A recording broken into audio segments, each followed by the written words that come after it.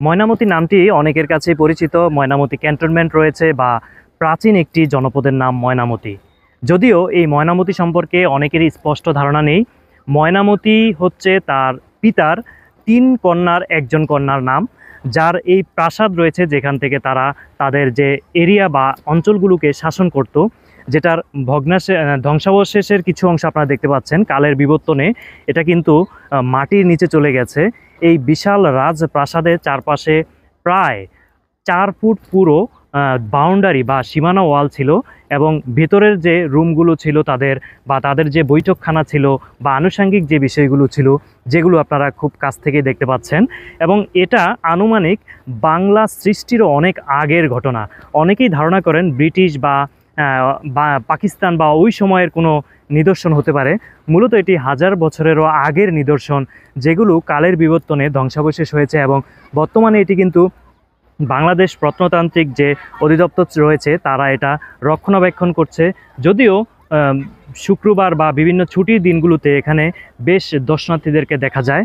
কুমিল্লার যে বিখ্যাত বা প্রাচীনতম নিদর্শনগুলো রয়েছে তার মধ্যে এটি অন্যতম। উপরে আসার জন্য অনুরোধ করছি। এই উপরের অংশ থেকে চেষ্টা করুন পুরো এরিয়াটি ঘুরিয়ে দেখানোর জন্য। বর্তমানে কিন্তু এখানে বিভিন্ন বয়সের ছেলেরা খোলা অংশতে খেলাধুলা করছে, যেটা এই পাশে আপনারা দেখতে পাচ্ছেন। ক্রিকেট খেলছে এবং বিভিন্ন ধরনের দর্শনার্থীরাও রয়েছে। পাশাপাশি অনেকেই আড্ডা দেওয়ার জন্য এখানে এসে থাকে।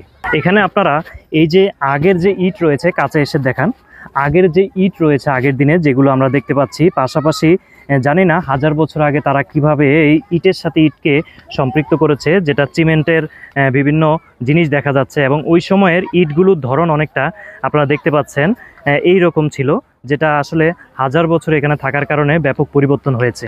এখানে বিভিন্ন যে রুমগুলো রয়েছে, রুমের বিভিন্ন ডিজাইন, বারান্দা বা তাদের যে কুয়ো রয়েছে, প্রাচীন সময়ে যে পানি সংরক্ষণ করে রাখা হতো সেই ধরনের একটি কুয়ো দেখতে পাচ্ছেন আপনারা। পাশাপাশি এখানে চারপাশের যে সীমানা প্রাচীর দেখতে পাচ্ছেন, ওই অংশে যেগুলো আপনার ওই সময়ের যে নিদর্শন ছিল বা ওই সময়ের যে বাউন্ডারি সীমানা প্রাচীর ছিল, যেগুলো প্রচুর মোটা ছিল এবং যে একশো সময় কিন্তু রড ব্যবহার করা হতো না। আর এর ফলশ্রুতিতে এখানে আমরা যে বাউন্ডারি ওয়ালগুলো দেখতে পাচ্ছি, সীমানা প্রাচীরগুলো দেখতে পাচ্ছি, যেগুলো অনেক মোটা, প্রায় 2.5 থেকে 3 ফুট পুরুত্ব রয়েছে যেগুলোতে।